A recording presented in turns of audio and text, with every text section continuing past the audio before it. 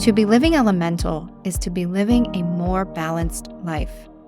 I'm your host, Sara and the founder of Jade Scott Design. Through my interior design studio and feng shui practice, I awaken clients to the idea that their home is just as essential to their well-being as is to their mind and bodies. Essentially, nature's elements create balance and support, and through the lens of home, we can utilize their power when applied intentionally.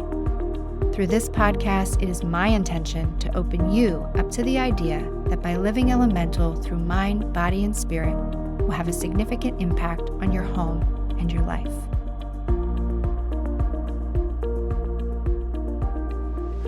So we have been working our way around the home, spotlighting areas of the bagua.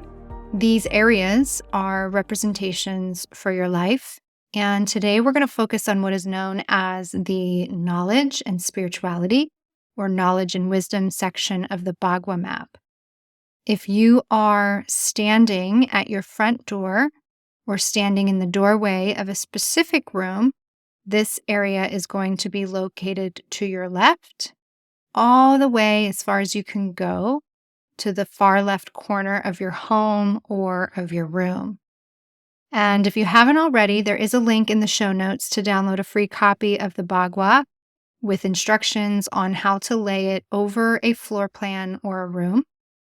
If you missed our previous episodes, we already explored the wealth and prosperity corner, as well as the family and new beginnings section of the home.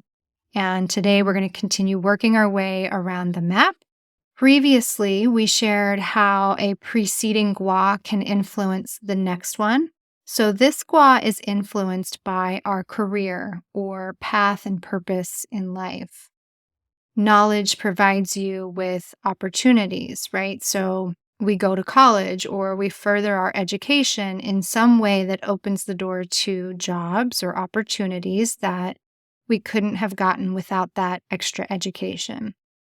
But if it's not education for advancement in our career or hobbies, this area also represents our inner journey or contemplation of being self-actualized. And so it can also directly relate to our purpose or path in life. So if any of these areas are resonating with you and you've been contemplating some of this, then this is an area of your home that you can start to work with in a way that supports you. The I Ching trigram for this area is represented as mountain. When we go up the mountain or when we go away for the weekend, even to the mountains, we quiet the mind. We allow ourselves to get in touch with our most authentic parts of ourselves. Your educational or inner journey is kind of like going up the mountain to the top at the apex. And when you get there, you, in a sense, reach some sort of enlightenment, metaphorically speaking. I mean, you can reach enlightenment in any present moment if you choose it, but for the purposes of setting the scene for you, this is a great analogy. Even though we can experience enlightenment in any moment, as I just said, for most human beings, that is not usually the case, especially in this 3D reality that we live here on Earth. It's usually a journey to reach that self-actualized state. And we usually have to travel through the forest, through the woods. It's a long trek. It's not a straight path. It's windy, right? So climbing up the mountain makes perfect sense. The dominant element that is associated here, and there is a few different opinions on this, is earth.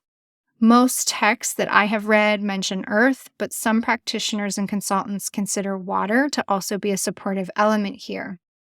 And my message to you is to just use your intuition and what resonates mostly with you. For example, if your intention is to deepen your spiritual practice and seek more introspection and tap into your intuition more, then maybe water would be the element that you'd want to pull into this space. If, however, you're wanting more of an educational enhancement, maybe you're considering going back to school and furthering your education, earth energy might be best to help you stay grounded and offer that stability that's required while you put in the effort and the focus on your studies. So I really think it depends on what feels right to you, what the intention is behind enhancing this space that I think makes the most sense here. And again, infusing the elements is really only one way in which to enhance a space. So you may forego the elements altogether and just stick with maybe clutter clearing or space clearing or just enhancing with a small object or a crystal. Other ways you can enhance this area would be to store books or create yourself a little mini library here. Again, because this area is associated to the cultivation of education or deepening your spiritual practice, books and reference materials work well here. This would also make a great meditation space depending on where it falls in your floor plan or individual room. If you don't have the room for a full-on meditation space, you can create just a simple altar with smaller objects or use imagery and artwork. The body part that's associated to this gua is the hands, so objects or imagery of praying hands, or artists, drawing, writing, painting are wonderful symbolisms here. But also maybe praying Buddhas or a small stack of spiritual texts with a beautiful mala laid across is another great example of what you can incorporate here. We always mention clutter when we're clearing space or setting in any new intentions, and clutter in this area is certainly no different because it can hinder your personal growth and your ability to see yourself and the purpose for your life. So, a clear head is really needed in this situation as well. A cluttered space directly correlates to a cluttered mind, so be sure to tend to any of your clutter here. And I just mentioned that this is a great place to store books, but be intentional about what books or magazines you store here as to not overwhelm the area with useless information, right? Unread magazines or books that have nothing to do with whatever it is you're seeking more of educationally or spiritually, just remove them. Really be intentional so that you don't overwhelm the space with useless information. Make sure the books are a direct correlation to whatever it is you're hoping to bring more of in your life. You can also place photos that reflect your goals and intentions for self-development. Decorative imagery of the mountains, as we just mentioned, represent growth and expansion. Think about when we reach the top of the mountain or the apex, we look down and realize that the journey is what got us here. Candles and lamps are also great for this area. They help, quote unquote, light the way for us. The color associated to this area is dark blue, as is the number 8 and any square shapes. So, to recap, some questions you might be asking yourself. Are you happy with your current education status? Or are you wanting to go back to school, take a course, learn a new language, or any other creative exploration? Are you hungry to learn something new? Are you feeling spiritually connected? Do you have a spiritual practice? Are you being called to further your self-growth or self-development? These are all great questions to help you explore. The last thing I'll leave you with is something I read recently that took a bit of the pressure off too. If you are exploring this area of life because maybe you have a business or you serve or want to serve others in a way that puts you in some sort of leadership or teaching role, is that you don't have to be an expert. You can just be a part of the conversation.